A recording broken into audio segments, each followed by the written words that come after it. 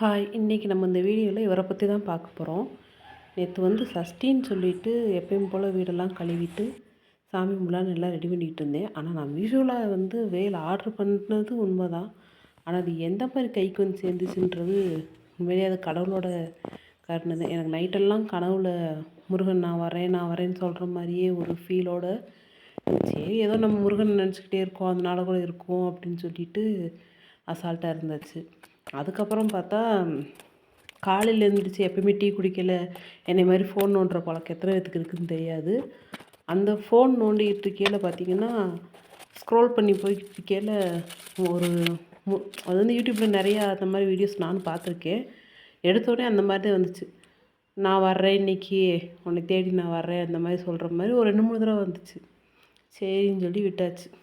அதுக்கப்புறம் இன்றைக்கி இந்த ஆர்ட்ரு வருமானதே எனக்கு தெரியல. இன்றைக்கி சஷ்டி அன்னைக்கு இந்த பாருங்க அபிஷேகமே நான் எடுக்கலை. ஒரே ஒரு அபிஷேகம் மட்டும்தான் லாஸ்ட்டில் எடுப்போம்னு மறந்துட்டேன். அந்தளவுக்கு ஒரு சந்தோஷம். ஆர்டரும் வந்துருச்சு. மீஷோவில் பார்த்திங்கன்னா எப்பயுமே நம்ம ஆர்டர் பண்ணோம் 10 நாளைக்கு மேலே ஆகும். எனக்கு ஒரு 5 நாள் கூட ஆகலை, ஆர்ட்ரு வந்துருச்சு.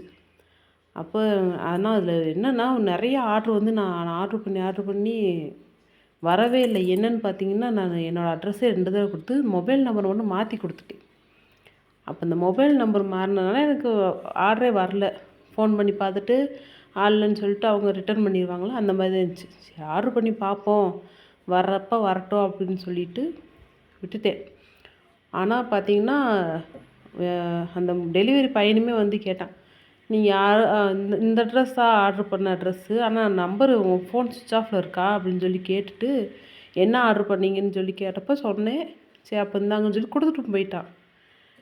பே பண்ணியிருக்காங்க அப்படின்னு சொல்லி கேட்கும். இல்லை நானும் பே பண்ணி தான் இருந்தேன், அது என்னோடய ஆர்டராக தான் இருக்குன்னு சொல்லி நானும் வாங்கிட்டு வந்துட்டேன். அவ்வளோ சந்தோஷம் எனக்கு. சஷ்டி அன்னைக்கு முருகனை நைட்டெல்லாம் சொல்லி காலையிலையும் சொல்லி அன்னைக்கு எல்லாம் சூப்பராக வீடவே ஃபுல்லாக ரெடி பண்ணிட்டேன். எனக்கு கைக்கு வந்தார் முருகன். அவ்வளோ ஒரு சந்தோஷம்.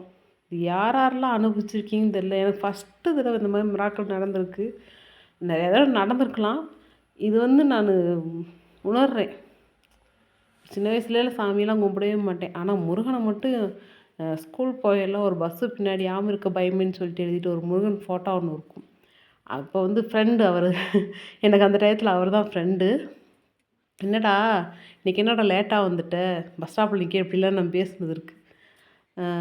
சரி பாய் சொல்லி அந்த ஸ்டாப்பில் கொஞ்சம் நேரம் நிற்கும், ஆளை ஏற்றிட்டு அந்த பஸ்ஸில் நான் ஏற மாட்டேன். ஆனால் பஸ்ஸு கிளம்புனே பாய் சொல்லிட்டு அனுப்பிச்சி விட்ருவேன்.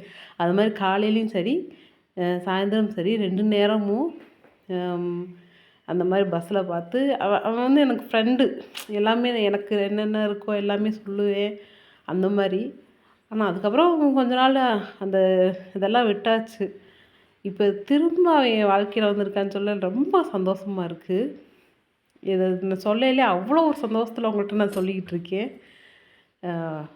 வரவும் ரொம்ப சந்தோஷம். எல்லாம் க்ளீன் பண்ணி வச்சுருந்தேன்னா சரி அபிஷேகம் பண்ணிவிட்டு நம்ம முருகனை வீட்டுக்கு வரவேற்கிறான்னு சொல்லிட்டு எல்லாம் ரெடி பண்ணி வீட்டில் என்ன இருந்துச்சோ அன்னைக்கு அந்த பொட்டுக்கல்லையும் நாட்டு சர்க்கரையும் போட்டு நெய்வேத்தியம் பண்ணிவிட்டு அபிஷேகம் பண்ணி சந்தோஷமாக முருகனை வரவேற்றாச்சு.